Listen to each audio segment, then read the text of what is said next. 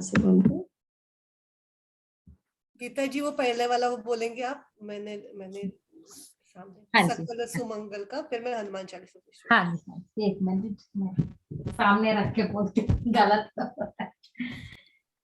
सकल सुमंगलदायक रघुनायक गुणगान सादर सुनैति तरई भव सिंधु बिना जल जान।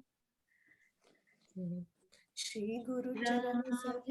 राम जय जय राम, श्री राम जय राम जय जय राम। जय श्री गुरु चरण सरोज रज निज मन मुकुर सुधारी वरनौ रघुवर विमल जसु जो दायक फलचारी बुद्धिहीन तनु जानिके सुमिरो पवन कुमार बल बुद्धि विद्या देहु मोहि हरलु कलेश विकार जय हनुमान ज्ञान गुण सागर जय कपी सतिहु लोक उजागर राम दूत अतुलित बल धामा अंजनी पुत्र पवन सुत नामा महावीर विक्रम बजरंगी कुमति निवार सुमति के संगी कंचन बरन विराज सुबेसा कानन कुंडल कुंचित केसा हाथ वज्र और ध्वजा विराजे कांधे मूज जनेऊ साजे शंकर सुवन केसरी नंदन तेज प्रताप महाजगबंदन विद्यावान गुणी अति चातुर राम काज करिबे को आतुर प्रभु चरित्र सुनिबे को रसिया राम लखन सीता मन बसिया सूक्ष्म रूप धरि सियहि दिखावा विकट रूप धरि लंक जरावा भीम रूप धरि असुर सवारे रामचंद्र के काज सवारे लाय संजीवनी लखन जियाए श्री रघुवीर हर्ष उर लाए रघुपति कीनी बहुत बड़ाई तुम मम प्रिय भरत ही सम भाई सहस्र बदन तुम यश गावे अस कहि श्रीपति कंठ लगावे सनकादित ब्रह्मादि मुनीसा नारद सारद सहित अहिंसा यम कुबेर दिगपाल जहाते कवि कोविद कहि सके कहाते तुम उपकार सुग्रीव ही कीना राम मिलाय राजपद दीना तुमरो मंत्र विभीषण माना लंकेश्वर भय सब जग जाना जुग सहस्त्र जो जन पर भानु लील्योताहि मधुर फल जानु प्रभु मुद्रिका मेलि मुख माहि जलधि लांघि गए अचरज नाही दुर्गम काज जगत के जेते सुगम अनुग्रह तुम्हरे तेते राम दुआरे तुम रखवारे होत न आज्ञा बिनु पैसारे सब सुख लहे तुम्हारी सरना तुम रक्षक काहू को डरना आपन तेज समारो आपे तीनों लोक हाकते कापे भूत पिशाच निकट नहीं आवे महावीर जब नाम सुनावे नासे रोग हरे सब पीड़ा जपत निरंतर हनुमत बीरा संकट ते हनुमान छुड़ावे मन क्रम वचन ध्यान जो लावे सब पर राम तपस्वी राजा तिनके काज सकल तुम साजा और मनोरथ जो कोई लावे सोई अमित जीवन फल पावे चारों जुग पर ताप तुम्हारा है प्रसिद्ध जगत उजियारा साधु संत के तुम रखवारे असुर निकंदन राम दुलारे अष्ट सिद्धि नव निधि के दाता असबर दीन जानकी माता राम रसायन तुमरे पासा सदा रहो रघुपति के दासा तुमरो भजन राम को भावे जन्म जन्म के दुख बिसरावे अंत काल रघुवर पुर जाई जहाँ जन्म हरि भक्त कहाई। और देवता चित्तन धरई, हनुमत से सर्व सुख करई। संकट कटे मिटे सब पीड़ा, जो सुमिरे हनुमत बलबीरा। जय जय जय हनुमान गोसाई, कृपा करौ गुरुदेव की नाई। जो शत बार पाठ कर कोई, छूटहि बंदी महासुख होई। जो यह पढ़े हनुमान चालीसा, होय सिद्ध साखी गौरीसा। तुलसीदास सदा हरि चेरा, कीजे नाथ हृदय मह डेरा। पवन तनय संकट हरणा, मंगल मूर्ति रूप। राम लखन सीता सहित, हृदय बसौ सुर भूप। सियावर रामचंद्र की जय, पवन सुत हनुमान की जय। उमापति महादेव की जय, बोलो भाई सब संतन की जय। जय श्री राम। जय श्री राम। Thank you, बेटा। जय श्री राम। ठीक है, फिर शुरू करें। संगीता आप करोगे शुरू?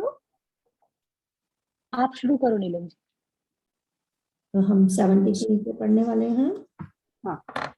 ठीक है, सीता शुरू करते हैं। जय सीता राम चरण रति मोरे, अनुदिन बढ़ऊ अनुग्रह तोरे। जय श्री राम।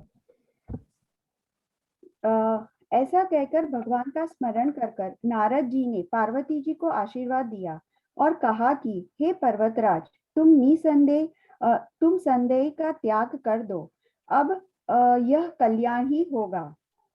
यूं कहकर नारद मुनि ब्रह्मलोक को चले गए। अब आगे जो चरित्र हुआ उसे सुनो। पति को एकांत में पाकर मैना ने कहा, हे नाथ, मैंने मुनि के वचन का अर्थ नहीं समझा। जो हमारी कन्या के अनुकूल घर वर और कुल उत्तम हो तो विवाह कीजिए, नहीं तो लड़की चाहे कुंवारी ही रहे। मैं अयोग्य वर के साथ उसका विवाह नहीं करना चाहती, क्योंकि हे स्वामी, पार्वती मुझे प्राणों से भी प्यारी है। यदि पार्वती के योग्य वर न मिला तो सब लोग कहेंगे कि पर्वत स्वभाव से ही जड़ मूर्ख होते हैं। हे स्वामी, इस बात को विचार कर ही विवाह कीजिएगा, जिसमें फिर पीछे हृदय में संताप न हो। इस प्रकार कहकर मैना पति के चरण पर मस्तक रख कर गिर पड़ी। तब हिमवान ने प्रेम से कहा, चाहे चंद्रमा में अग्नि प्रकट हो जाए, पर नारद जी के वचन झूठे नहीं हो सकते। हे प्रिय, सब सोच छोड़कर श्री भगवान का स्मरण करो। जिन्होंने पार्वती को रचा है वही कल्याण करेंगे। तो बहुत सुंदर है, क्योंकि हमने कहा था ना कि अभी जब सती जी ने दूसरी देह धारण कर लिया, पार्वती बन के आई हैं, तो एक दिन ऐसे ही नारद मुनि जी आए होते, देखते हैं जगदम्बा ने अवतार लिया है, जाके देखते हैं उन्हें। तब राजा हिमाचल ने और उनकी पत्नी मैना ने बोला, नाचुड़े इतने बड़े संत आए हैं, आप जरा जन्म पत्री देखिए। तब हमने देखा था उन्होंने क्या कहा था कि इसका जो हस्बैंड होगा वो योगी होगा, अमंगल वेश वाला होगा, है ना, वो सब बोला था उन्होंने। तो निष्काम हृदय वाला होगा। सो देन अब चिंता लग गई। बोले लेकिन जो जो अवगुण हमने इनको बताए हैं वो सारे उसमें है, भगवान शिव में भी हैं, बट लेकिन वो अवगुण जब उनमें होते हैं तो वो सदगुण बन जाते हैं, है ना। तो उन्होंने बोला कि अगर आपकी बच्ची उनके लिए प्रार्थना करे, उनके लिए तप करे तो वो बहुत अच्छा होगा, तो उन्हें पति के रूप में पा सकती है। अब जब वो तो चले गए कह के, लेकिन उन्होंने एक बहुत सुंदर बात कही थी। उन्होंने क्या कहा था जाने से पहले? उन्होंने कहा था कि हे पर्वतराज, तुम संदेह का त्याग कर दो, अब ये कल्याण ही होगा। क्योंकि उन्होंने बोला था ना कि ये होना तो बड़ा असंभव है, पर अगर आपकी बिटिया जाके तपस्या करेगी तो भगवान शिव को वो पति के रूप में पा सकती है। तब उन्होंने जाते जाते ये बोल गए थे, संदेह मत करना मेरी बातों पे, उनका कल्याण जरूर होगा। अब सीधे सीधे तो सब नहीं बोल सकते थे ना, कल्याण का एक मतलब विवाह भी तो होता है ना, हम शादी को भी तो कल्याण बोलते हैं ना। इसी तरह विश्वामित्र जी भी कहेंगे बड़े इनडायरेक्टली कि मुझे ये दोनों बच्चे भेज दो, इनका कल्याण होगा इन सब का। तो इनका तो ये ऋषि लोग अब सीधे सीधे तो कुछ नहीं बोलेंगे ना, बहुत कुछ कृष्णा जी तमिल में कल्याणम मीन्स शादी। शादी, हाँ कल्याणम मीन शादी होता है ना। तो ये बोलते हैं कल्याण, तो इनका कल्याण ही होगा। सो यहाँ पे एक्चुअली कल्याण का मतलब काइंड ऑफ शादी ही है ना। तो अब वो बोलते हैं अब जब माता मैना को तो चिंता हो ही गई ना, मदर है वो तो चिंता करेगी। उसने बोला कि ये नहीं हो सकता कभी, हमारी बच्ची को अगर ये राजकुमारी है ऐसा कैसा वर दे देंगे उसे, कितने पाल रहे हैं उन्हें चाव से, प्रिंसेस है हमारी, तो हम ऐसा नहीं होने देंगे। बोले हम कंवारी रख लेंगे मैंने बोल दिया, पर अयोग्य वर से शादी नहीं करूंगी। तो फिर हिमाचल के राजा, हिमाचल राजा बोलते हैं अपनी पत्नी को, समझाते हैं तुम चिंता मत करो, नारद मुनि जी के वचन तो कभी मिथ्या नहीं हो सकते, अगर उन्होंने कहा है तो ऐसा ही होगा।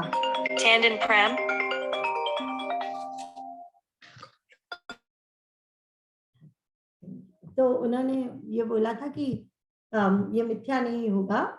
तो अब हम देखते हैं, अगर किसी ने देवी भागवतम पढ़ा है ना, तो देवी भागवतम में एक्चुअली जो भी ज्ञान यहाँ पे हमारे अर्जुन को श्री कृष्ण देते हैं ना, देवी महादेवी ने ये हिमाचल राजा को दिया है देवी भागवतम में, और ये भी आशीर्वाद दिया था कि एक दिन मैं तुम्हारी कन्या बन के आऊंगी।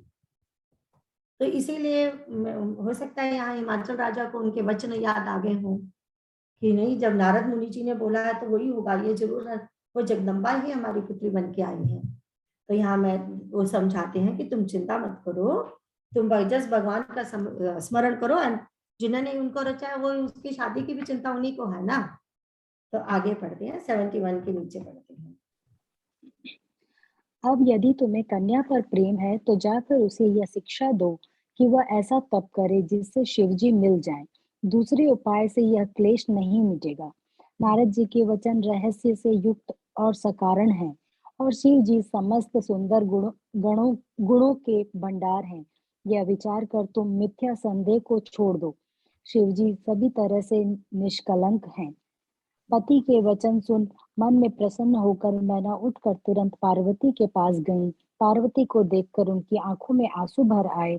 उसे स्नेह के साथ गोद में बैठा लिया, फिर बार बार उसे हृदय से लगाने लगी। प्रेम से मैना का गला भर आया। कुछ कहा नहीं जाता। जग जननी भवानी जी को सर्वज्ञ ठहरी। माता के मन की दशा को जानकर वे माता को सुख देने वाली कोमल वाणी से बोली, माँ सुन, मैं तुझे सुनाती हूँ। मैंने ऐसा स्वप्न देखा है कि मुझे एक सुंदर गौर वर्ण श्रेष्ठ ब्राह्मण ने ऐसा उपदेश दिया है। तो हम देखते हैं कि अब दोनों का वार्तालाप हुआ पति पत्नी का, तो फिर उन्होंने समझाया उसे, देखो नारद के वचन जो अभी हमने कहा था ना उनका कल्याण होगा, उनके कितना अच्छा उन्होंने बोला, नारद के वचन रहस्य युक्त और सकारण है। तो जब अगर उन्होंने बोला है कि शिव जी इनको प्राप्त होंगे तो जरूर प्राप्त होंगे, तुम इसमें संदेह बिल्कुल मत करो। पर नारद जी ने जो ये कहा है उसके लिए तपस्या करनी पड़ेगी। तो हमारा अब ये फर्ज बनता है कि हम अपनी बच्ची को, पुत्री को तपस्या के लिए प्रेरित करें। तो वो बोलते हैं कि तुम जाके बच्ची को समझाओ कि तपस्या करनी होगी भगवान जी के लिए, राइट। तो अब माँ किस हृदय से बोले, छोटी सी सकुमारी बच्ची है, उसको कहे जाके बेटा तपस्या कर, है ना। तो उनका मन उनको कुछ हो रहा है, अब क्या करूं मैं, कैसे कहूं। आंखों में जाग गई है, पुत्री के पास गोदी में बिठाया है, आंखों में आंसू है, दुखी है कि मैं अब कैसे कहूं इसे कि तुम जाओ बच्ची तपस्या करो। अब लेकिन माँ तो जगत जननी है ना, वो मन की बात, माँ की बात माँ समझ गई। तो उन्होंने कितना सुंदर बोला है, वो आगे पढ़ते हैं 73 तक। हे पार्वती, नारद जी ने जो कहा है उसे सत्य समझकर तू जाकर तप कर। फिर यह बात तेरी माता पिता को भी अच्छी लगी है। तप सुख देने वाला और दुख दोष का नाश करने वाला है। तप के बल से ही ब्रह्मा संसार को रचते हैं, और तप के बल से ही विष्णु सारे जगत का पालन करते हैं। तप के बल से ही शंभु रुद्र रूप से जगत का संहार करते हैं, और तप के बल से ही शेष जी पृथ्वी का भार धारण करते हैं। हे भवानी, सारी सृष्टि तप के आधार पर है। ऐसा जी में जानकर तू जाकर तप कर। यह बात सुनकर माता को बड़ा अचरज हुआ और उसने हिमवान को बुलाकर वह स्वप्न सुनाया। माता पिता को बहुत तरह से समझाकर बड़े हर्ष के साथ पार्वती तप करने के लिए चली। प्यारे कुटुंबी पिता और माता सब व्याकुल हो गए, किसी के मुंह से बात नहीं निकलती। तब वेद शिरा मुनि ने आकर सबको समझाकर कहा। पार्वती जी की महिमा सुनाकर सबको समाधान हो गया। तो फिर वो क्या, मैया खुद ही क्या बोलती हैं कि मैया मुझे सुबह सुबह आज सपना आया। माँ पार्वती जी कहती है मैया को, अपनी मैना माता को, क्या सपना आया? बोलती सपने में मुझे कोई आए थे, एक ब्राह्मण, तो गौर सुंदर गौर ब्राह्मण, श्रेष्ठ ब्राह्मण आए थे। तो उन्होंने मुझे उपदेश दिया। क्या उपदेश दिया बेटा? उन्होंने बोला कि जो नारद जी ने कहा है वो जरूर सत्य होगा और उसके लिए तू तप कर। और उन्होंने ये मुझे समझाया कि बिना तप के कोई काम नहीं होता। तो वो हमने देखा ना, सयज्ञा प्रजा सृष्टवा पुरोवाचा प्रजापति, हमारे ब्रह्मा जी ने सृष्टि को ही ऐसे रचा है, सबने तप किया है। ब्रह्मा जी यहाँ पे बोला कि ब्रह्मा जी भी क्या तप के बल से ही संसार रचते हैं, है ना। ऐसा आता है ना स्टोरी की, भगवान की नाभि पे ब्रह्मा जी बैठे हैं, उनको समझ नहीं आ रहा, तब किस आवाज आती है तप तप तप, तो उन्होंने ओम का उच्चारण किया और तब से उन्हें सब पता चला, ज्ञान हुआ। तो इसी तरह वो कहते हैं भगवान विष्णु भी तप करके ही करते हैं, शंकर जी भी तपस्या करके करते हैं। तप का मतलब क्या होता है कि हर काम के लिए एक मेहनत की जाती है ना, ऐसे श्रम किया जाता है। बिना श्रम के तो कुछ नहीं हो सकता। अब ऐसे किसी स्टूडेंट ने एग्जाम देना है तो जब वो पढ़ाई करने बैठते हैं वो तपस्या ही होती है ना। एक तप का मतलब होता है कि एक्चुअली जो हमें जब सुविधाएं मिलती है ना, अब जस्ट हम सब अच्छे घर है, सब कुछ है, ना खान पीन की चिंता, ना घर की चिंता, जो मेन रोटी कपड़ा मकान के बाद भी बहुत कुछ भगवान ने हमें दिया है ना। तो अब हमें कभी कभी हमारा ये होता है कि कभी कहीं भी कहीं जाना हो तो हमें पहले देखते हैं कि वहाँ सारी सुविधाएं हैं। तो हमें, हमारे शरीर को इतनी आदत हो गई है सुविधाओं की कि चिंता होने लगती है, सुविधा से आसक्ति हो गई है हमें, है ना, कि ऐसे नहीं होगा तो ऐसे कैसे करेंगे, रात को चिंता होगी, दिन को चिंता होगी, है ना, ठंड होगी, ये होगी, पूरा हम इंतजाम करके जाते हैं। तो ये तो जो हमारा जो है सुविधा से खतरा नहीं है, खतरा है जो हमें उस सुविधा के साथ आसक्ति हो जाती है, उससे खतरा है, समझ गए ना। तो ये जो तप है हमारा, तप का मतलब ही यही होता है कि जब हम कोई भी हमें परिश्रम करना पड़े उसको हम हर्ष पूर्वक करें, रो रो के ना करें। रो रो के करेंगे तो तप नहीं है। समझो कि माता पार्वती जी जाके तपस्या करने गई हैं भगवान को प्रसन्न करने के लिए, और रोती जा रही है, अरे मुझे क्या करना पड़ गया, कहाँ अब भगवान हमारे श्री राम बनवास जाएंगे, हंसते जाएंगे, है ना। तो वो फिर तपस्या नहीं हुई ना अदरवाइज। तो ये बात है, तप का मतलब ही यही होता है। तप का उल्टा होता है पत, तप नहीं करेंगे तो पतन होगा। तपस्या तो करनी पड़ेगी हर काम के लिए, छोटे से लेके बड़े काम तक मेहनत श्रम तो करना ही पड़ेगा ना। वो श्रम को हम जब हर्ष पूर्वक करते हैं तो वो तप बन जाता है, ठीक है ना। तो अब वो कहती हैं कि अब खुद ही माता बोल रही हैं कि इसी तरह से मुझे वो समझा के गए हैं, और उन्होंने ये भी कहा मुझे एक और बात कि तुम्हारे माता पिता जी की भी इच्छा है कि तुम तपस्या करने के लिए जाओ, सी, ताकि उनको गिल्टी ना हो माता पिता को, है ना, कुछ कहना ना पड़े अपनी तरफ से। तो फिर अब जब माता ने ये बात सुनी तो बड़ा उनको हर्ष हुआ और अचंबा भी हुआ कि ये कैसे हो गया। तो वह हिमावन को, अपने पति हिमाचल को बुलाती हैं और उनसे बोलती हैं उनको कि देखो हमारी पुत्री को क्या स्वप्न आया। तो सारे बड़े खुश हैं। अब लेकिन जब तपस्या के लिए फॉर रियल भेजना है तो दुख तो होगा ही ना। तो सारे कुटुंबी भी, सारे जो उनकी देखरेख करते होंगे, उनकी सखियां सब परेशान तो हो ही रही है ना कि जा रहे हैं।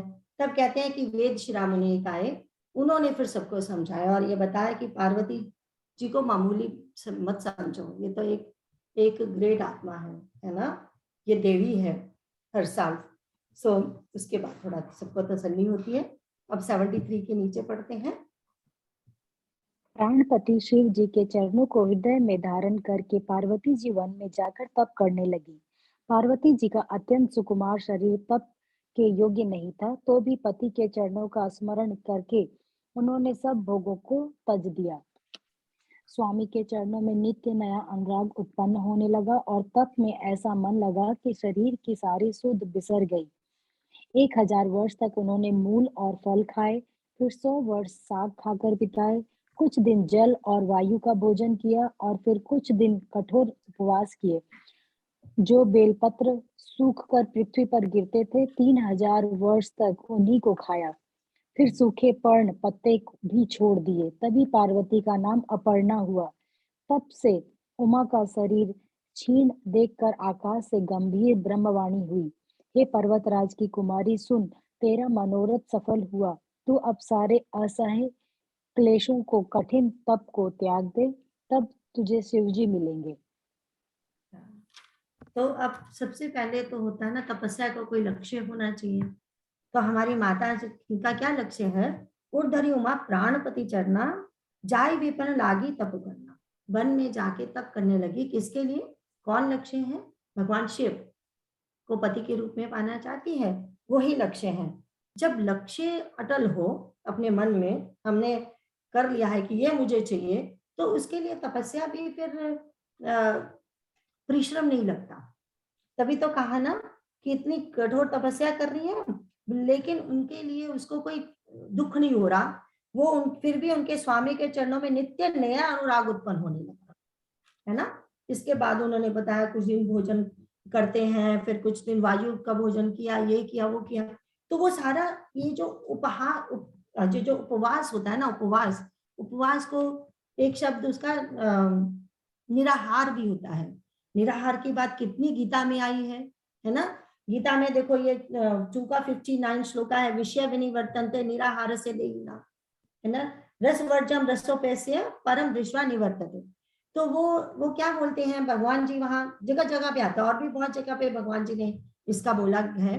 क्या इसका मतलब है? भगवान जी ये कहते हैं कि इवन दो हम अपनी इंद्रियों को कंट्रोल कर लेते हैं, है ना, ज्ञान इंद्रियों को भी और अंतर इंद्रियों को भी, मन बुद्धि चित्त को भी, अहंकार को भी, और ये जो हमारी ज्ञान इंद्रियां हैं इनको भी।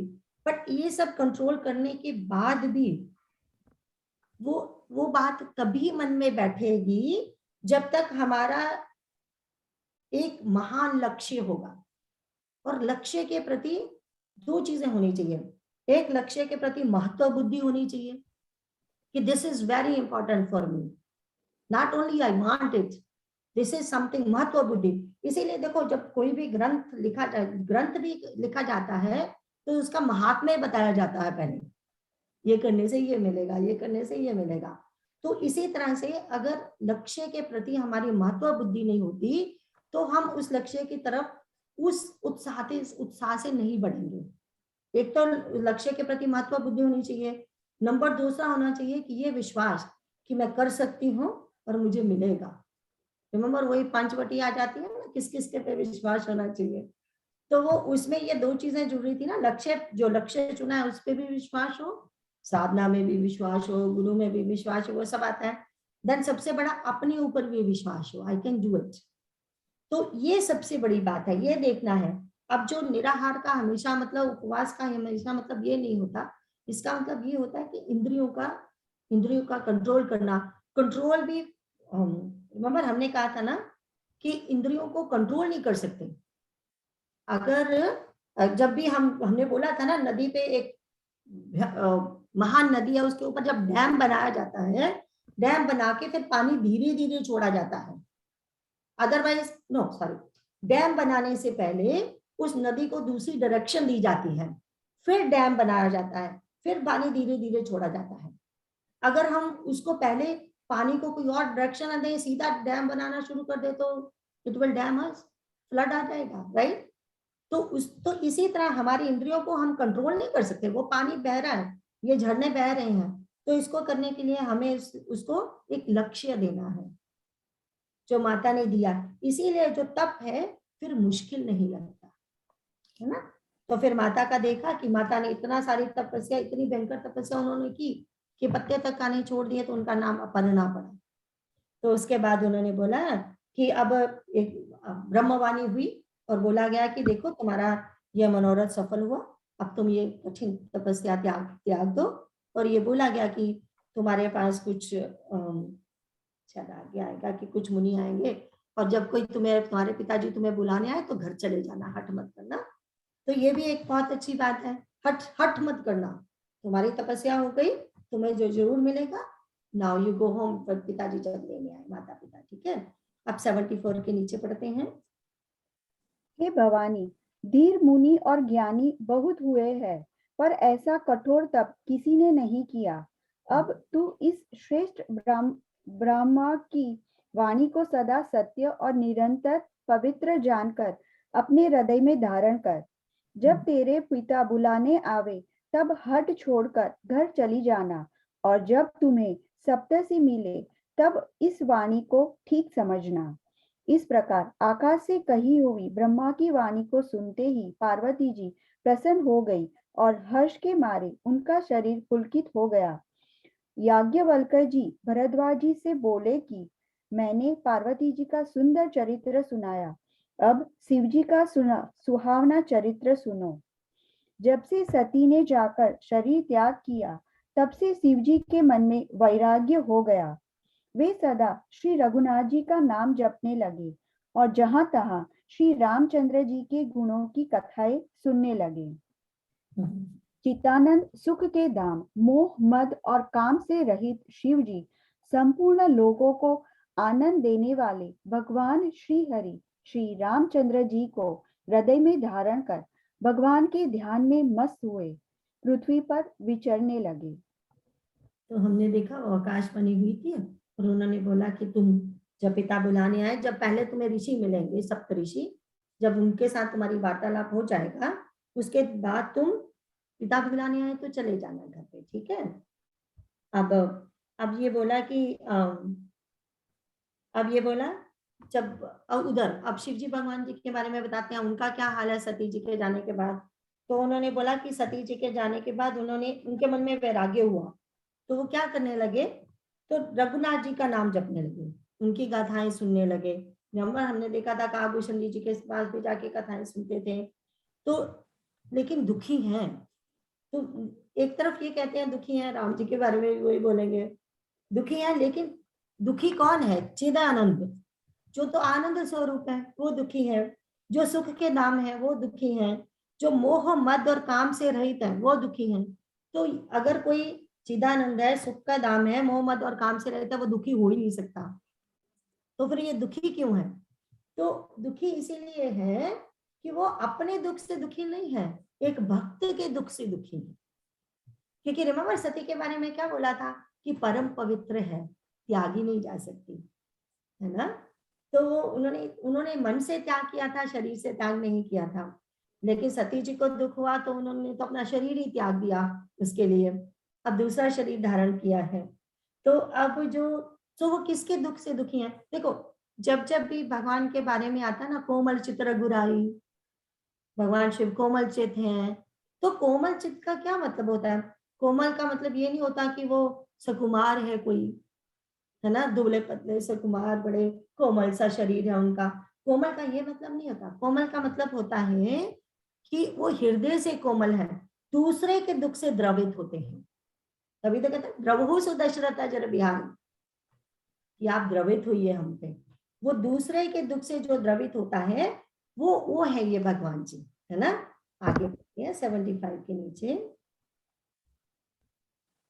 वे कहीं मुनियों को ज्ञान का उपदेश करते और कहीं श्री रामचंद्र जी के गुणों का वर्णन करते थे। यद्यपि सुजान शिवजी निष्काम है, तो भी वे भगवान अपने भक्त सती के वियोग से के दुख से दुखी हैं। इस प्रकार बहुत समय बीत गया। श्री रामचंद्र जी के चरणों में नित नई प्रीति हो रही है। शिव जी के कठोर नियम, अनन्य प्रेम और उनके हृदय में भक्ति की अटल टेक को जब श्री रामचंद्र जी ने देखा, तब कृतज्ञ, उपकार मानने वाले, कृपालु रूप और शील के भंडार, महान तेज पुंज भगवान श्री रामचंद्र जी प्रकट हुए। उन्होंने बहुत तरह से शिव जी की सराहना की और कहा कि आपके बिना ऐसा कठिन व्रत कौन निभा सकता है। श्री रामचंद्र जी ने बहुत प्रकार से शिव जी को समझाया और पार्वती जी का जन्म सुनाया। कृपा निधान श्री रामचंद्र जी ने विस्तार पूर्वक पार्वती जी की अत्यंत पवित्र करनी का वर्णन किया। फिर उन्होंने शिव जी से कहा, हे शिव जी, यदि मुझ पर अपना स्नेह है तो अब आप मेरी विनती सुनिए। मुझे यह मांगे दीजिए कि आप जाकर पार्वती जी के साथ विवाह कर लेंगे।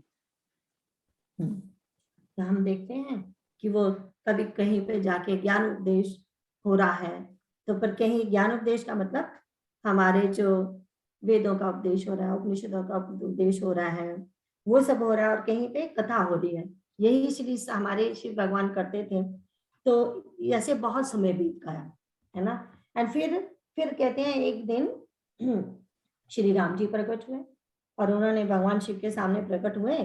तो उन्होंने क्या किया, शंकर जी की बहुत सराहना की पहले, क्योंकि कुछ करवाना है ना, शंकर जी से बड़ी तारीफ हो रही है शंकर जी की आज। तो वो बोले, तो कहते तुम्हारे बिना ये व्रत कोई रख नहीं सकता था। वो भी बात, ऐसे तो बात सही है। तो फिर उसके बाद बोले, बहुविधि राम शिवई समझावा, पार्वती कर जन्म सुना। अब पार्वती जी की कथा सुनाई कि कैसे सती ने पुनर्जन्म ले लिया है और कैसे वो महान तपस्या कर रही हैं आपके लिए। तो कहते हैं अति पुनीत गिरिजा के करनी विस्तार सहित कृपा निधि बने। पूरा विस्तार से सुना रहे हैं, कुछ भी छोड़ा नहीं उसमें। तो इतनी विस्तार से कथा सुनाई, और हमारी जो शिव भोलेनाथ है ना, बड़े आराम से सुन रहे हैं, प्रसन्न होकर सुन रहे हैं, बड़ी खुश तबीयत लग रहे हैं। तो राम जी ने कहा, मेरा बड़ा खुश लग रहा है, इसका मतलब ये तो इसको एक तो मेरी कथा अच्छी लगी और ये मान जाएगा झट से पार्वती से शादी करने के लिए। तो बोले, आप तो बहुत खुश हो पार्वती जी का सुन के, कथा सुन के उनकी। तो बोले, वो उसमें उसमें नहीं खुश, उसके लिए इतना खुश नहीं हो, और किसके लिए खुश हो? बोलते, मैं तो आपकी कथा सुनाने के ढंग से खुश हूँ। What do you mean by that? बोले, वो मेरा मतलब ये है कि देखो, जिस सती ने आपका इतना अपमान किया था, वो सब आपके साथ किया था, और उसी की कथा आप मुझे कितने प्यार से सुना रहे हैं। ये आपका विशाल हृदय की बात कर रहा हूं मैं, मुझे उससे उससे प्रसन्नता हो रही है। देखो, ये है मेरे भगवान, है ना। तो इतना कोई कितना भी उनका दोषी क्यों ना हो, वो तो प्रेम स्वरूप ही है, कृपालु स्वरूप ही है। तो इसके बाद अच्छा शिव रामचंद्र जी कहते हैं, हाँ अच्छा ठीक है, प्रसन्न हो? हाँ जी प्रसन्न हो। तो बोलते, अब विनती मम सुनो से, जो मोह पर निज नहीं। इनका हमने देखा, इन दोनों का जो संबंध है वो कैसा है, स्वामी सखा एंड सेवक का। कभी वो सेवक बन जाता है, कभी वो बन जाता है, कभी वो स्वामी बन जाता है, कभी वो बन जाता है, कभी सखा तो है ही है एक दूसरे के। तो भगवान कहते हैं, ऐसे करिए, अगर आपका मुझ पर स्नेह है तो फिर क्या, आप मेरी बात सुनिए, क्या करूं? आप कहते हैं, जरा आपको पार्वती जी से शादी करनी होगी जाके। तो बोले कि मैं मित्र के नाते आपसे बात कर रहा हूँ। तभी बोला, अब विनती मम सुनो शिव, जो मोह पर निज स्नेह हूँ। बोले, मित्रता हम तो मुकाबले वालों से होती है। तो शिव जी भगवान कहते, आप तो मेरे भगवान है, मित्रता कहाँ से हो गई? तो बोले, अच्छा तो मैं मित्र नहीं है? तो बोले, तो राम जी बोले, तो ठीक है, जाय विवाह शैलजी ये मांगे देहु। तो कहते हैं कि मैं आपसे विनती करता हूँ, जो जाय विवाह शैलजी। तो मैं, राम जी बोलते हैं, मैं आपको अपना भगवान समझता हूँ, आप ऐसा करिए, आप शादी कर लीजिए शैलजा के साथ। पार्वती जी का एक नाम शैलजा भी है। तो बोले कि आप, मैं स्वामी कहाँ से हो गया, आप मेरे स्वामी हैं, आप मेरे भगवान हो। अच्छा तो वो, अच्छा ये दो नाते नहीं मान रहे आप, इस समय नहीं मान रहे। तो बोले, मैं आपका भगवान हूँ, हाँ जी आप मेरे भगवान हैं। ये राम जी बोल रहे हैं, मैं हूं ना आपका भगवान, बिल्कुल पक्का हो गया, हाँ जी हो गया। तो बोले, ये मोही मांगे देहु, जो मांगते हैं मैं वो फिर दो आप। अगर मैं भगवान हूँ तो आपको मेरी आज्ञा माननी पड़ेगी, है ना। तो बोले, हाँ जी क्या आज्ञा है? तो आज्ञा तो वही है, जाके पार्वती जी से शादी कीजिए, जो इतनी देर से आपके लिए तपस्या कर रही है ना। आगे देखते हैं, आगे फिर हमारे भोलेनाथ क्या बोलते हैं। शिवजी ने कहा, यद्यपि ऐसा उचित नहीं है, परंतु स्वामी की बात भी मीठी नहीं जा सकती। हे नाथ, मेरा यही परम धर्म है कि मैं आपकी आज्ञा को सिर पर रखकर उसका पालन करूं। माता पिता गुरु और स्वामी की बात को बिना ही विचारे शुभ समझकर मानना चाहिए। फिर आप तो सब प्रकार से मेरे परम हितकारी है। हे नाथ, आपकी आज्ञा मेरे सिर पर है। शिव जी की भक्ति, ज्ञान और धर्म से युक्त वचन रचना सुनकर प्रभु श्री रामचंद्र जी संतुष्ट हो गए। प्रभु ने कहा, हरे हर, हे हर, आपकी प्रतिज्ञा पूरी हो गई। अब हमने जो कहा है उसे हृदय में रखना। इस प्रकार कहकर श्री रामचंद्र जी अंतर ध्यान हो गए। शिवजी ने उनकी वह मूर्ति अपने हृदय में रख ली। उसी समय सप्तर्षि शिवजी के पास आए। प्रभु महादेव जी ने उन्हें अत्यंत सुहावने वचन कहे। आप लोग पार्वती के पास जाकर उनके प्रेम की परीक्षा लीजिए और हिमाचल को कहकर उन्हें पार्वती जी को लेवा लाने के लिए भेजिए तथा पार्वती जी को घर भिजवाइए और उनके संदेह को दूर कीजिए। यहाँ पे हमने देखा भगवान शिव ने क्या बोला। उन्होंने बोला कि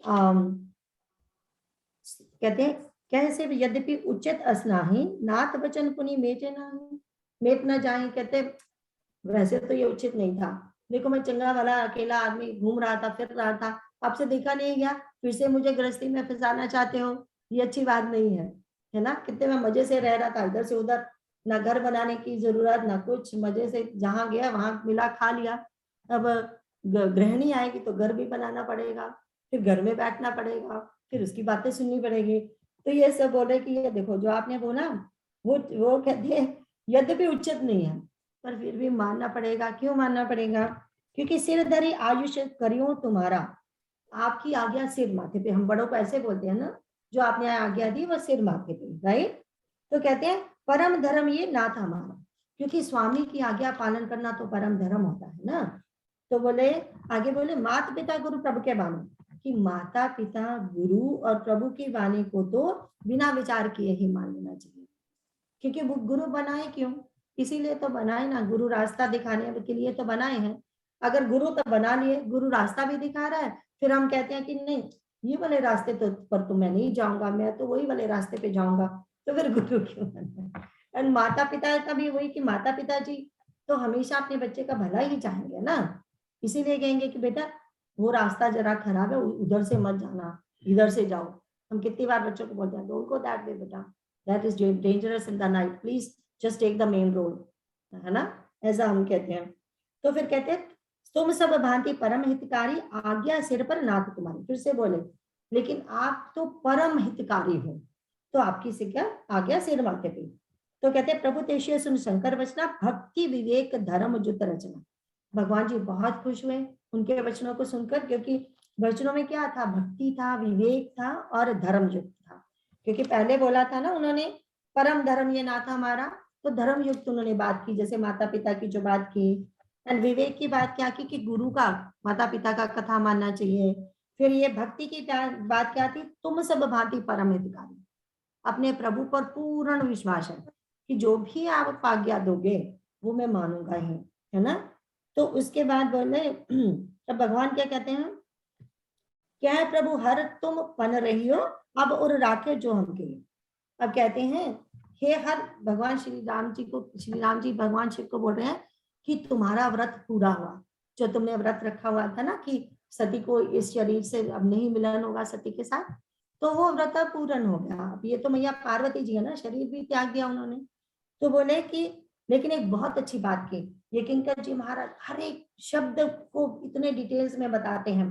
देखो वो बार बार कह रहे थे, 2 बार उन्होंने बोला आपकी आज्ञा सिर माथे पे, आपकी आज्ञा सिर माथे पे। तो हमारे वो भगवान श्री राम क्या बोलते हैं, नहीं नहीं अब और राख्यो जो हम कहियो, मेरी जो आज्ञा सिर पे मत रखना। क्यों सिर पर रखना? वो गंगा बिठाई हुई है ना, वहां पे बह जाएगी आपकी जो ज्ञान गंगा है ना वहां पे, तो आप ज्ञान गंगा में फिर से तपस्या में बैठ गए ना, गई मेरी आज्ञा। तो कहते मेरी आज्ञा को, ये वाली जो आज्ञा है ना वो कहाँ रखने वाली है? हृदय में, क्योंकि प्रेम हृदय से होता है। तो हृदय में रखिए ये बात को, कितना सुंदर बोल दिया ना उन्होंने। तो फिर कहते हैं तो इस प्रकार हो गया कि अंतर ध्यान हो गए, और हमारे शिव जी ने अब सप्तऋषि बुलाए, क्योंकि अगर इतनी तपस्या की है, इतनी मेहनत की है, तो एग्जाम भी तो देना ही पड़ेगा ना। तो फिर अब हमारे भोलेनाथ ही अब ये एग्जाम के लिए भेज रहे हैं कि जाओ जरा जाके पार्वती का एग्जाम लो। तो अब नीचे पढ़ते हैं 77 के। ऋषियों ने वहां जाकर पार्वती को कैसी देखा, मानो मूर्तिमान तपस्या ही हो। मुनि बोले, हे शैलपुत्री, सुनो, तुम किस लिए इतना कठोर तप कर रही हो? तुम किसकी आराधना करती हो और क्या चाहती हो? हमसे अपना सच्चा भेद क्यों नहीं कहती? पार्वती ने कहा, बात कहते मन बहुत सकुचाता है। आप लोग मेरी मूर्खता सुनकर हंसेंगे। मन ने हठ पकड़ लिया है, वह उपदेश नहीं सुनता और जल पर दीवाल उठाना चाहता है। नारद जी ने जो कह दिया उसे सत्य जानकर मैं बिना ही पंख के उड़ना चाहती हूँ। हे मुनियों, आप मेरा अज्ञान तो देखिए कि मैं सदा शिव जी को ही पति बनाना चाहती हूँ। पार्वती जी की बात सुनते ही ऋषि लोग हंस पड़े और बोले, तुम्हारा शरीर पर्वत से ही तो उत्पन्न हुआ है, भला कहो तो नारद का उपदेश सुनकर आज तक किसका घर बसा है? तो अब कैसे उनकी परीक्षा लेते हैं फिर बना। तो जब उन्होंने माता को देखा, ऐसे लगा जैसे स्वयं तपस्या मूर्ति बन के वहां बैठी है, ऐसी ऐसी तेजस्वनी दिख रही है वो, है ना। तो फिर बोलते हैं कि अब पूछते हैं तुम ये जो तपस्या है किसके लिए कर रही हो? तो वो जरा सक्षागी और सप्त ऋषि हैं, उनके सामने बोलना है कि मैं शादी कराना चाहती हूँ, शादी के लिए तपस्या कर रही हूँ, है ना। तो फिर इसीलिए यहाँ लिखा है थोड़ा सकुचा गई, शर्मा गई, है ना। तो थोड़ा सा शर्मा गई और लेकिन फिर बताती हैं कि आपने पूछा है तो बता देती हूँ, आप मुझे मूर्ख समझेंगे तो क्या क्या क्या बात है, क्यों मूर्ख समझेंगे तुम्हें? तो बोला कि मेरे मन ने ना हट कर लिया है, क्या है कि मैं कहती वो पानी पे दीवार बनाना चाहते हैं। पानी पे कोई दीवार बना सकता है क्या? तो वो बोले, नारद जी मेरे गुरु जी ने मुझे एक बात सत्य कही थी, तो मैं वो करना चाहती हूँ जो मेरे गुरु जी ने कहा था। क्या कहा था? कि शिव जी को पति बनाने के लिए, है ना। तो मैं उनके लिए तपस्या कर रही हूँ। अब जैसे उन्होंने यह बात सुनी, किसका नाम सुना? नारद मुनि जी का, तो हंसने लगे। अब क्यों हंसने लगे आगे बताते हैं। बोले नारद जी से भी किसी का घर बना है, इतना सुंदर आगे बताएंगे। बोले देखो, जिस चीज की स्पेशलिटी अगर तुम्हें करनी है, तुमने साइंस में जाना है तो साइंस का प्रोफेसर चाहिए, है ना। मैथ में जाना तो मैथ का चाहिए। तो तुम्हें जो चीज चाहिए उस वैसा गुरु बनाना चाहिए ना। अब तूने शादी करनी थी, तूने गुरु किसको बनाया? जो खुद ही ब्रह्मचारी है, वो तो लोगों के घर बिगाड़ता है, तो तुम उसका कहना मान लिया, बड़ा सुंदर है, बड़ा मजा आता है पढ़ते हैं। उन्होंने जाकर दक्ष के पुत्रों को उपदेश दिया था, जिसे उन्होंने फिर लौटकर घर मुंह भी नहीं देखा। चित्रकेतु के घर को नारद ने ही चौपट किया। फिर यही हाल हिरण्यकश्यपु का हुआ। जो स्त्री पुरुष नारद की सिख सुनते हैं, वे घर बार छोड़कर अवश्य ही भिखारी हो जाते हैं। उनका मन तो कपटी है, शरीर पर सज्जन के चिन्ह है। वे सभी को अपने समान बनाना चाहते हैं। उनके वचनों पर विश्वास मानकर तुम ऐसा पति चाहती हो जो स्वभाव से ही उदासीन, गुणहीन, निर्लज्ज, बुरे वेश वाला, नर कपालों की माला पहनने वाला, कुलहीन, बिना घर बार का, नंगा और शरीर पर सांपों को लपेटते रहने वाला है। ऐसे वर के मिलने से कहो तुम्हारा क्या सुख होगा? तुम उस ठग नारद के बहकाव में आकर खूब भली पहले पंचों के कहने से शिव ने सती से विवाह किया था, परंतु फिर उसे त्याग कर मरवा डाला। अब शिवजी को कोई चिंता नहीं रही, भीख मांगकर खा लेते हैं और सुख से सोते हैं। ऐसे स्वभाव से ही अकेले रहने वाले के घर में भला क्या कभी स्त्री टिक सकती है? क्या बोलते हैं। तो डिफरेंट उदाहरण दे रहे हैं। पहले दक्ष की उदाहरण लेते हैं। दक्ष जो हैं, उनके पहले पुत्र हुए थे, तो पुत्र को बोला था दक्ष ने कि जाओ भगवान की तपस्या करो और उनसे अच्छी पत्नी मांगो। तो क्योंकि हमेशा पहले यही होता था, नॉट ओनली लड़कियां अच्छे पति के लिए व्रत रखती थी, लड़कों को उनके पिता माता भेजते थे कि अच्छी पत्नी के लिए व्रत धारण करो, भगवान को प्रसन्न करो। तो भेजा गया पुत्रों को। पुत्र जा रहे हैं, नारद जी मिल गए रास्ते में, तो नारद जी बोले क्या मूर्खों जैसी बातें करते हो, क्यों गृहस्थी में फंसते हो, भगवान का नाम लो, उसके लिए ये तपस्या करने जा रहे हो। बैठ गए वो तो आए नहीं वापस, दूसरी बार फिर से पुत्र पैदा किए, क्योंकि उस समय मन से पुत्र पैदा कर सकते थे ना, मानसिक पुत्र। तो उनको भी यही किया नारद मुनि जी ने। फिर तो दक्ष को इतना गुस्सा आया, दक्ष ने इनको वो दे दिया श्राप, तुम कहीं भी ऐसे थोड़ी देर तक ज्यादा टिक नहीं सकते, तुम जैसे कुछ बोला था इतने आधे घंटे से ज्यादा टिक नहीं सकते और 10 मिनट से ज्यादा बढ़ा, तो वो इसीलिए वो रह नहीं सकते एक जगह पे नारद मुनि जी। और फिर उन्होंने बोला अब तो मैं लड़के पैदा ही नहीं करूंगा, लड़कियां पैदा करूंगा, तो लड़कियों को ये बहका नहीं सकता। फिर पुत्रियां पैदा हुई उनमें, हमने देखा था ना, माता सती उनकी दष्ट की पुत्री है। तो अब ये चित्रकेतु को भी ऐसे बहकाया था, वो भी राजा था, घरवार छोड़ के चला गया। हिरण्यकशिपु की बात आई है, तो हिरण्यकशिपु को कैसे बिगाड़ा, उसी का जो रिमेम्बर उसकी पत्नी प्रेग्नेंट थी, उसको अपने घर ले गए थे जब इंद्र मारना चाहते थे, तो अब उसको शिक्षा, गर्भ में ही बच्चे को शिक्षा दे रहे हैं ना भगवान की, गर्भ में जब शिक्षा दे रहे हैं तो बच्चा पैदा होता ही वो तो भगवान का नाम लेता है। तो फिर हमने तो देखा ही है, प्रहलाद जी की स्टोरी उधर पढ़ी है भागवतम में। तो बोले कि देखो कैसे करवा दिया। फिर उसके बाद बोले नारद जी के कोई उनकी बात सुनते हो, फिर शिव जी के बारे में बता दिया कैसे हैं वो, ये है वो है, उनसे शादी करना चाहती हो, भिखारी बन जाए। तुम्हें पता है पहली शादी, पहली औरत के साथ उन्होंने क्या किया था, त्याग दिया बेचारी को, मरवा दिया उसको, ना त्यागते तो कैसे मरती हो, है ना। तो इन्होंने जानबूझ के किया, क्योंकि अकेले रहने की आदत है ना।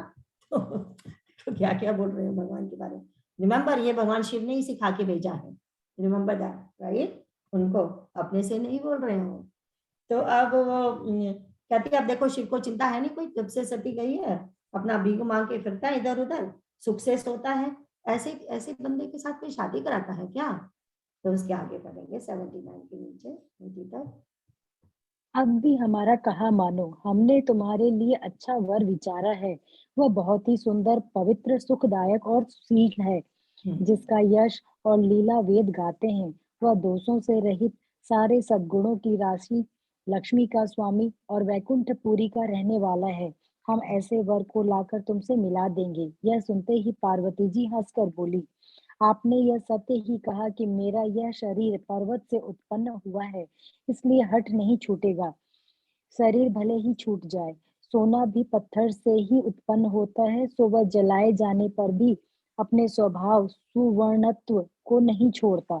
अतः मैं नारद जी के वचनों को नहीं छोड़ूंगी, चाहे घर बसे या उजड़े, इससे मैं नहीं डरती।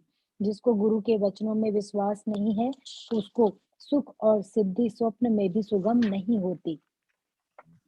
माना कि महादेव जी अवगुणों के भवन हैं और विष्णु समस्त सद्गुणों के धाम है, पर जिसका मन जिसमें रम गया उसको तो उसी से काम है। अब हम देखेंगे कि विष्णु भगवान की तारीफ कर रहे हैं, हम तुम्हें वैसा वाला वर दिला देंगे। तब ये क्या कहती हैं, तो देखो जब किसी को भी ना किसी का पथ भ्रष्ट करना हो ना, तो सबसे पहले उसके गुरु की निंदा करनी शुरू कर दो, क्योंकि उसके गुरु की निंदा करेंगे तो अगर तो कोई मजबूत हृदय वाला होगा तो वो सुन नहीं सकता ना, फिर तो वो दौड़ लगा देगा। तो अगर नहीं होगा तो फिर वो अपने हमारे मन में शंका पैदा हो जाएगी, क्योंकि विश्वास तर्क वितर्क का विषय नहीं होता है ना। तो वो कहते हैं तो इसीलिए गुरु के बारे में बहुत अनाप शनाप बोला कि तेरा गुरु किसी काम का बंदा नहीं है। तो अब माँ क्या बोलती है, माँ कहती है पार्वती मैया कि देखो आपने जो कहा वो सत्य है। क्या सत्य है कि मैं एक पत्थर की बेटी हूँ तो पत्थर ही रहूंगी ना, वैसे जड़ बुद्धि की होंगी ना। तो बोले फिर अब क्या, तो बोले सोना भी तो पत्थर से ही पैदा होता है ना, सोना कभी बदलता नहीं, कुछ भी कर लो इसको। तो कहने का मतलब तप के बाद तपस्या जो तेजस्वनी होता है, सोने जैसा बंदा बन जाता है ना। तो उसके बाद बोली नारद जी के वचन तो मैं कभी नहीं छोड़ूंगी। तो बोले गुरु के वचन प्रतीति न जेही, सपने सुगम न सुख सिद्धि तेहि। प्रतीति का मतलब ही होता है विश्वास। तभी हम कहते हैं ना, बिनु जाने हो ही नहीं प्रतीति, बिनु प्रतीति हो ही नहीं प्रीति, जाने बिना विश्वास नहीं हो सकता। प्रतीति का मतलब विश्वास। तो बोलते गुरु के वचन प्रतीति न जे, जिसको अपने गुरु के वचनों पे ही विश्वास नहीं है उसको सपने में भी सुख कैसे मिलेगा फिर, है ना। तो उसके बाद कहती हैं महादेव जी में इतने अवगुण है, विष्णु में सद्गुण है, पर कहते क्या करूं, पत्थर हूं ना, जिसमें मन लग गया ऐसे। अब मुझे किसी और से कुछ नहीं लेना देना, प्यार की बात है ये तो, जिसपे प्यार आ गया है ना। तो 80 के नीचे बढ़ते हैं। हे मुनीश्वरों, यदि आप पहले मिलते तो मैं आपका उपदेश सिर माथे पर रखकर सुनती, परंतु अब तो मैं अपना जन्म शिव जी के लिए हार चुकी, फिर गुण दोष का विचार कौन करे। यदि आपके हृदय में बहुत ही हट है और विवाह की बातचीत किए बिना आप रहा नहीं जाता, तो संसार में वर कन्या बहुत है, खिलवाड़ करने को आलस्य तो होता नहीं, और कहीं जाकर कीजिए। मेरा तो करोड़ों जन्म तक यही हट रहेगा कि या तो शिव जी को वरूंगी, नहीं तो कुंवारी ही रहूंगी। स्वयं शिव जी 100 बार कहे तो भी नारद जी के उपदेश को नहीं छोड़ूंगी। जगत जननी पार्वती जी ने फिर कहा कि मैं आपके पैर पड़ती हूँ, आप अपने घर जाइए, बहुत देर हो गई।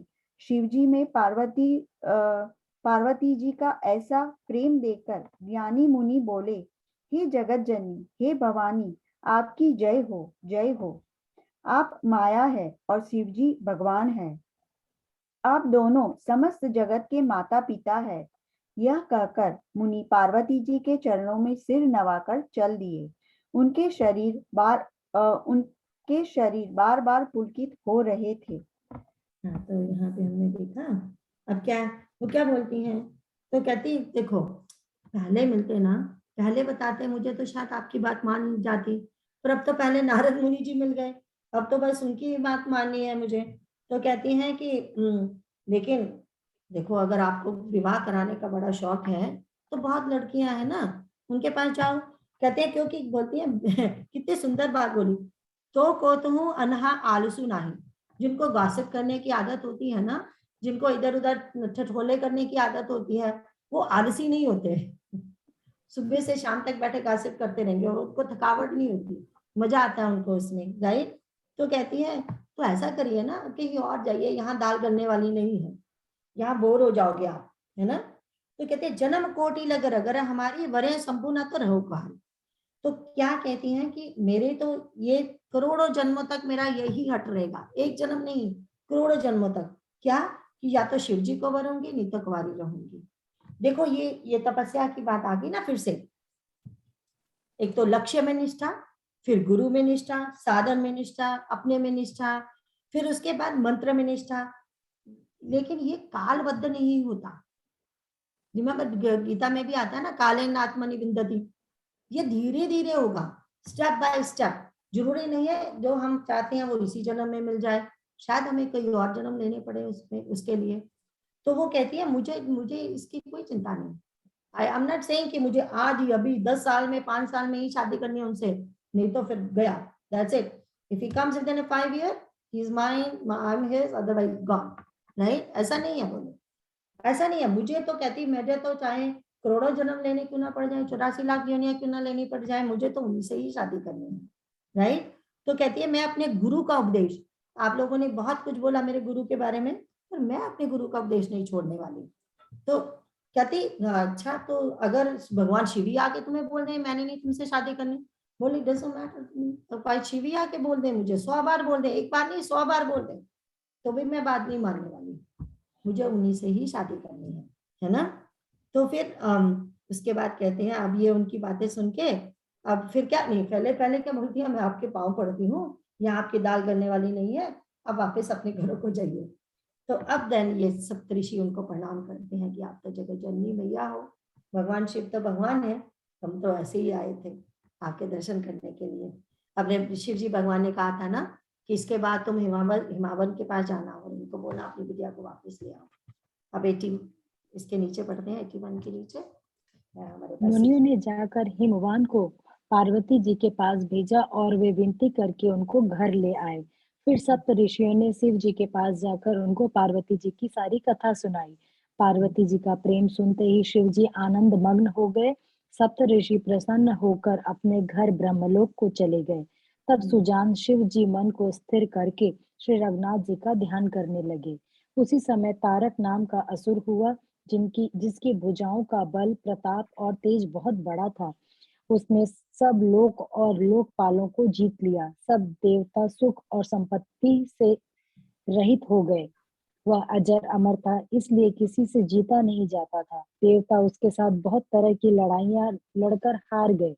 तब उन्होंने ब्रह्मा जी के पास जाकर पुकार मचाई। ब्रह्मा जी ने सब देवताओं को दुखी देखा। ब्रह्मा जी ने सबको समझा कर कहा, इस दैत्य की मृत्यु तब होगी जब शिव जी के वीर्य से पुत्र उत्पन्न हो। इसको युद्ध में वही जीतेगा।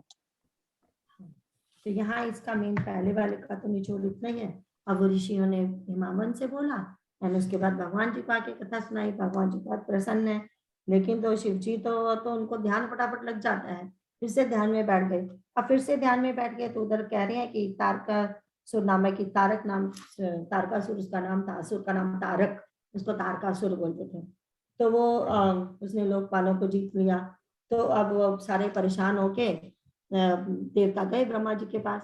ब्रह्मा जी ने बोला, इसके तो वरदान है। क्या वरदान है? कि शिव जी से जो पुत्र पैदा होगा। अब शिव जी भगवान से पुत्र कैसे पैदा होगा? वो तो सन्यासी बन के बैठे हुए हैं। तो अब फिर बोलते हैं कि उनकी शादी होगी तभी होगा। अब 82 के नीचे पढ़ते हैं, एक और पढ़ लेते हैं, हमारे पास 4 मिनट में खत्म करते हैं जैसे। मेरी बात सुनकर उपाय करो, ईश्वर सहायता करेंगे और काम हो जाएगा।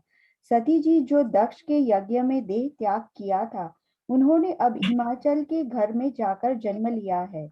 उन्होंने शिवजी को पति बनाने के लिए तप किया है। इधर शिवजी सब छोड़ छाड़ कर समाधि लगाकर बैठे हैं। यद्यपि ये तो बड़े असमंज की बात, तथापि मेरी एक बात सुनो।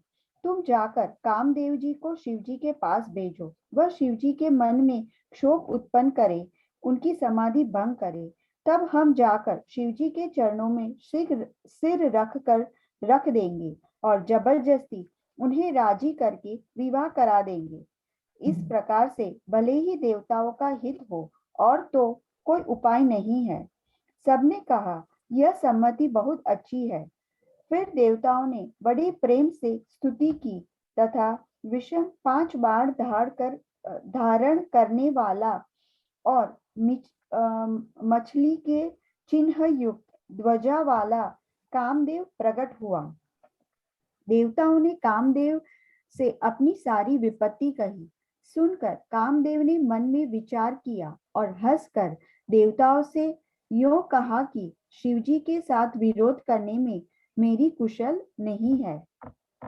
तो हमने देखा यहाँ पे कि जब ये बोला गया तब ब्रह्मा जी ने फिर उनको बताया कि देखो, सती जी ने जो देह त्याग की थी अब पार्वती बन चुकी हैं। अगर वो शिव जी अगर अपनी समाधि लगा के बैठे हुए हैं, अगर वो समाधि छोड़ देते हैं तब ये हो सकता है उनकी शादी, तब उन्हें शादी के लिए मना लेंगे। अब शिव जी की समाधि कैसे तोड़ेंगे?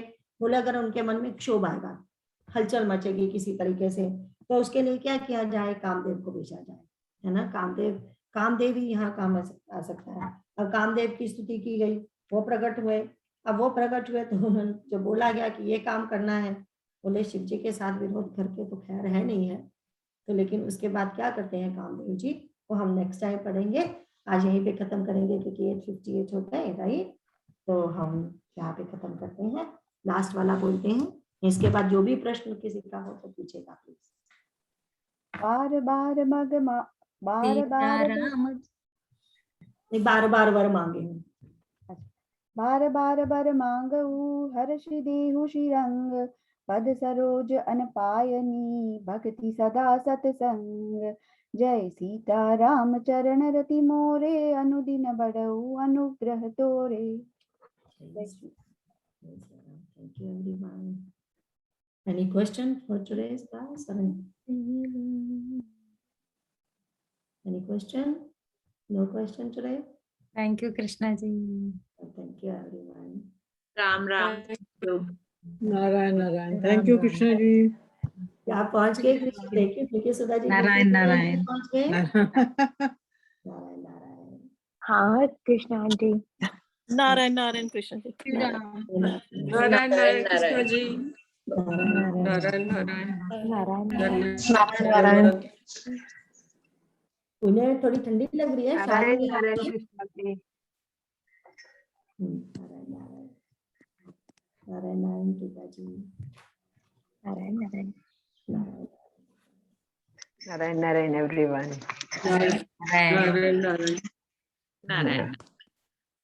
नारायण, जय श्री कृष्ण।